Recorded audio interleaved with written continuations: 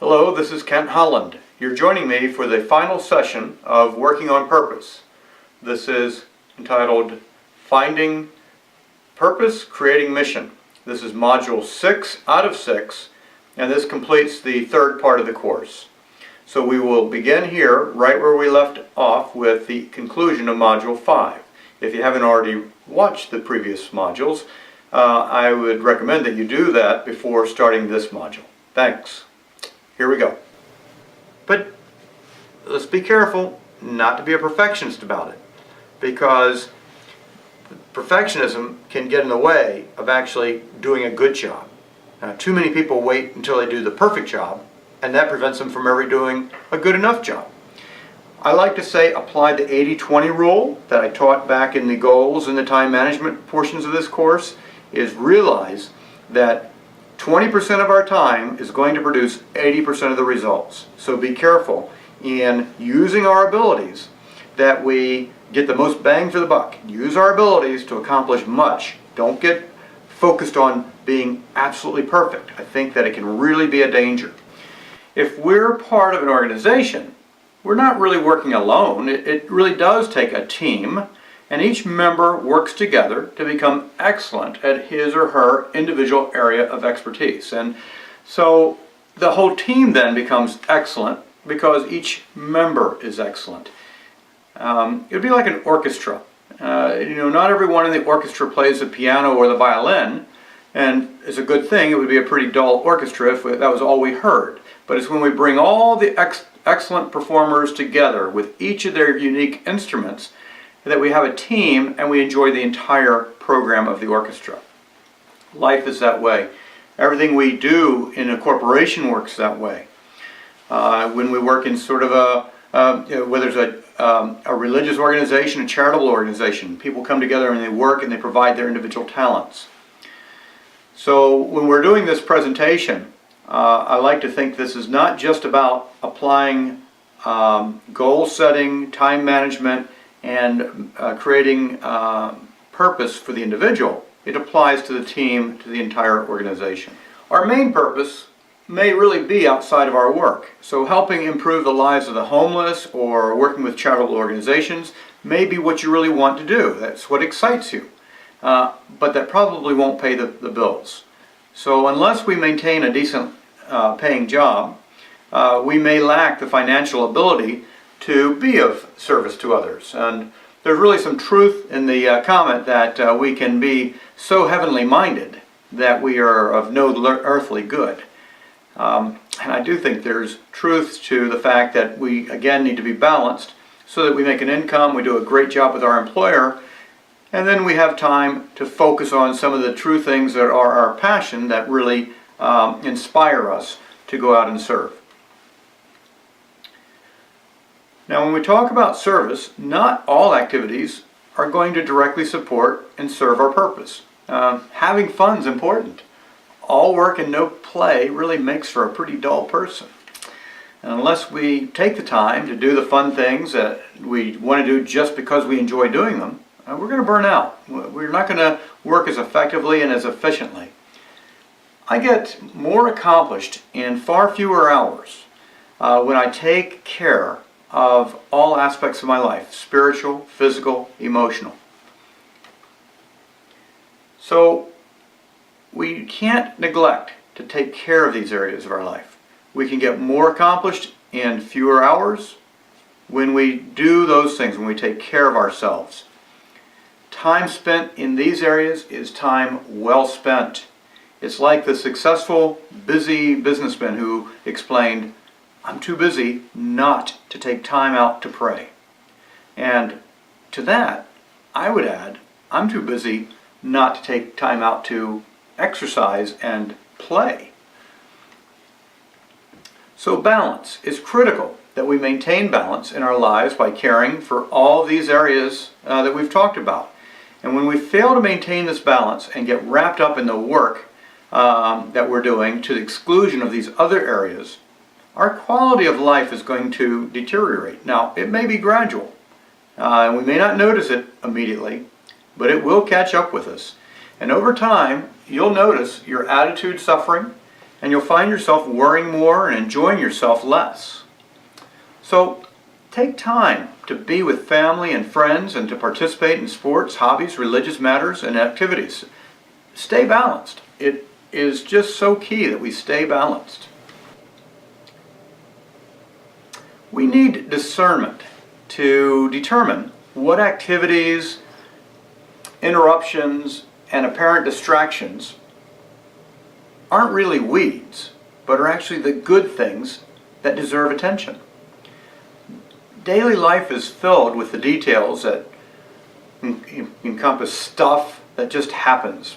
And it happens between working on our great plans. So we've got this plan that we've put into place, but obviously there are a lot of things that come up in the middle of that we've got to decide. Well, what do we do with this? We're not going to every moment of every day just be working on our plan.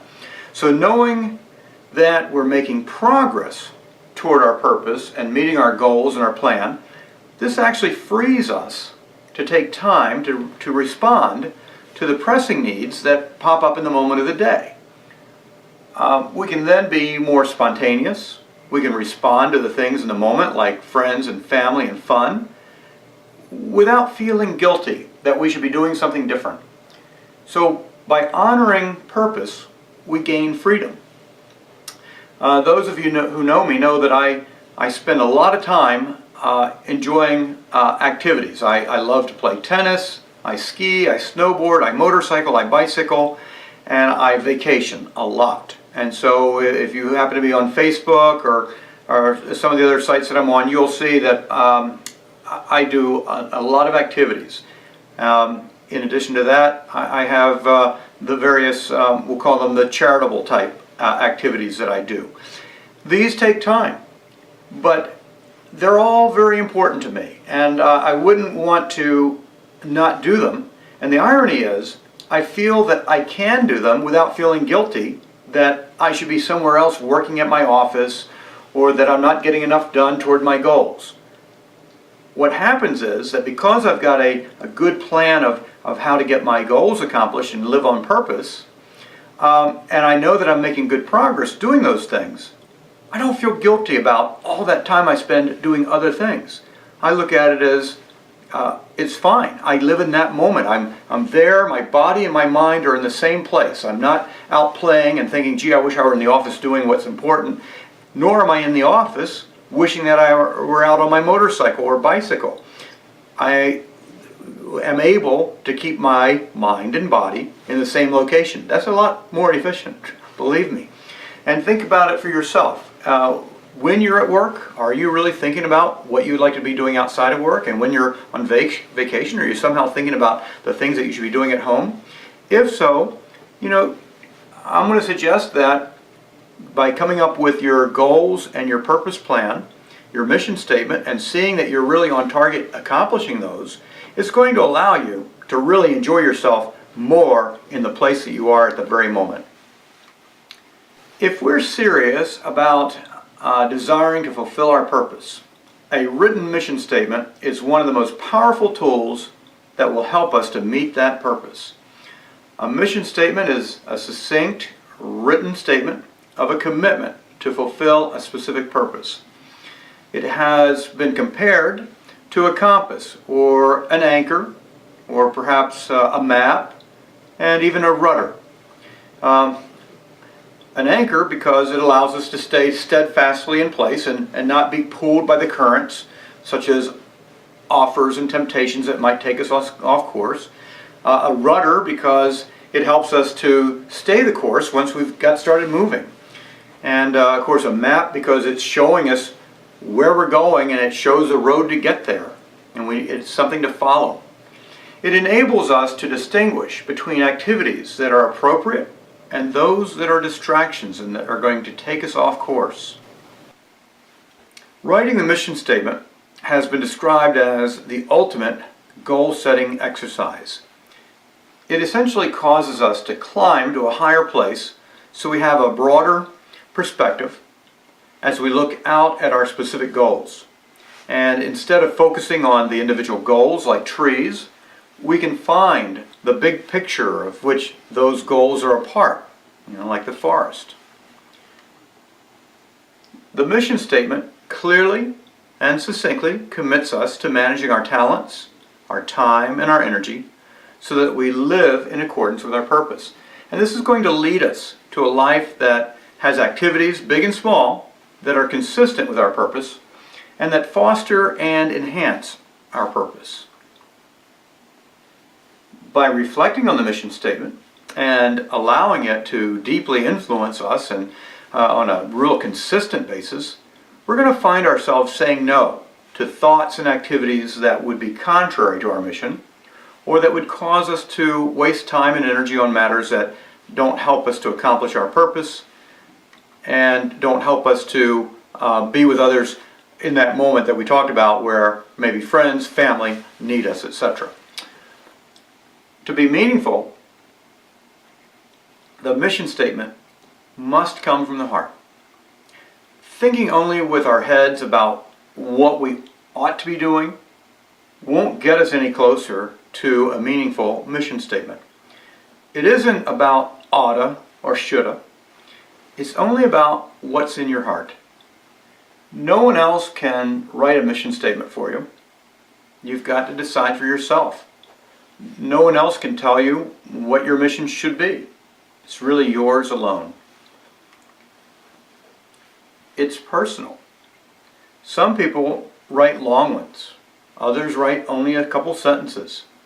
Whether it's long or short, a mission statement is only going to be effective if it's based on ambitious goals that inspire us, and the statement states them in a specific, realistic set of terms that we can put into action.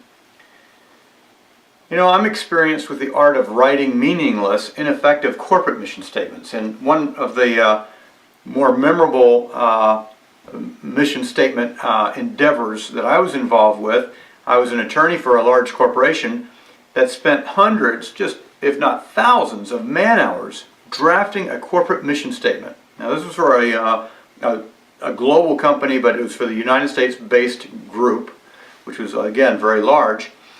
And after doing all this work, the only lasting result was an attractive poster with pretty multicolored diagrams, had a vision statement, and had these little pink cars on roads showing all these different things that were going to be accomplished on their mission. And it had no lasting value. Why? There was no genuine hard look at the foundational issue. No one seemed to bother to ask the big question: what core service of the company desires to be best at? What does the company desire to be the best at? What are we going to do? It's back to that Jim Collins Good to Great book. Is a good corporation that becomes an excellent corporation focuses on one thing, what it desires to be best at. And yet, this happens over and over. Individuals and companies listen to advisors who come in, high-paid consultants, and they run these, little group sessions and get everybody together, and it really almost becomes nonsense if you allow it to, because these people are sort of leading, facilitating, they call it, but really kind of guiding, leading, instructing, and talking to the companies about what they ought to do, instead of the company and the individuals coming up with what's in their heart, what do they intend to be best at. So a mission statement that's based on what you or someone else thinks you should do is powerless. One, on the other hand, that's based on what you want to do, what you want to accomplish, and what you intend to be great at, now that has power. That is meaningful. And that's the kind of mission statement that I'm hoping that we will be able to accomplish out of this presentation, out of this program today. For years, I resisted creating a mission statement. And it was partly because I thought it would lock me into a lifelong commitment that I couldn't later change. It really wasn't until I learned that a mission statement can be flexible, it can change at will, and at that point, when I understood that, I was able to warm up to the idea of having one, of creating one. So today, I write a mission statement that reflects my current purpose and goals, with the understanding that that may change tomorrow. or it may change next year or the year after that. But I'm comfortable revising my mission statement to reflect those changes. So my statement targets just 1 to 3 years, and it changes periodically. I use, again, when I talked earlier about that continuum of time and goals and purpose, and then back to goals and time. It just goes around and around a big circle to see what we're doing. As I see that my interests are changing, I know that I can change my purpose, my mission statement. And it makes me very confident and comfortable in creating that mission statement. So I treat the statement as a living, dynamic statement that needs to be reflected upon. And it's going to need to be revised occasionally to make sure that it continues to be consistent with my principal purpose. By permitting yourself the ability, the liberty of changing and revising your mission statement, I believe you're going to feel comfortable that the statement is just a tool that's going to help you, and it's not a prison to trap you or to make you feel guilty for not accomplishing it. By keeping it flexible, you allow yourself to evaluate how you're setting your specific goals, what you're doing with your time, energy, and resources, and whether you're living consistent with your principles as reflected in your stated mission. Write a mission statement that reflects your current purpose and goals, and understand that may change tomorrow, next year, or the year after. Revise a statement to reflect those changes. And so what if you do find that your specific goals aren't serving your stated mission? Well, your new goals are perhaps out of balance with your mission, or maybe they're taking you off course. Well, if that's what turns out to be, then you want to change your goals. Or perhaps it's time to change the mission statement to reflect where you are now. So again, this is the ability to use this as a tool to reflect on your life where you are now and to constantly match up your time, your goals, and your purpose. Our quest for determining our purpose and evaluating how to state and carry out our mission can't end with writing the mission statement. That's really just the beginning point. From there, we're going to continue to set specific goals on an ongoing basis. And we're going to compare those goals to what we've written for our mission. Using our mission statement as our guide, we can more realistically and readily identify uses of our time and energy that aren't consistent with our stated purpose. And this knowledge gives us the power to wisely choose how we're going to set our goals, manage our time, in order to accomplish the things that we've identified as most meaningful to us. Now, there are a series of exercises that are going to be shown on the slides that follow that you can use to write your own personal purpose or mission statement. I encourage you to write a brief statement, typically only a paragraph, and set out what you will have as your purpose statement. You know, don't panic. It doesn't have to say what you're going to do for the balance of your life. I mean, that's fine if you can do it, but it's not realistic. As I said, a 3-year period seems to work real well. So I encourage you to write a statement that you can reflect on where you are right now and where and what you see yourself doing and accomplishing in the next 3 years. Many mission statements fail because they are just too fluffy and generic, they're not specific, and they have no personal meaning. They fail sometimes when they're too idealistic. So be true to yourself, be real, be honest. When you finish writing your statement, reflect on it almost every day for the next several weeks and tweak it and refine it as you find necessary. And post it where you can read it often. You know, put it beside your printer in the office. Put it somewhere where you're going to see it. You might not want to put it where everybody else sees it. You know, you might feel funny about that. I like to keep mine rather personal. When you do this and you see it and you reflect on it, I think you will find that you're going to begin to see real progress. This concludes the 6 modules of this course entitled Working on Purpose. There have been 3 parts to the course. First was time management, second was setting goals, and the third part has been finding purpose, creating mission. I hope you've taken all 3 parts, all 6 modules, and if you haven't, you can take them in any order. I would encourage you to go back and do all of the modules. And now I'm going to conclude by leaving the balance of all the exercises here at the conclusion that you can work through, put them on pause, write them down if you want, or again, just buy the book. Working on Purpose is inexpensive, and it has all of the exercises for all 3 parts of the course in it. Thanks for joining me. Hope you will join me again for other workshops. Thanks. Goodbye.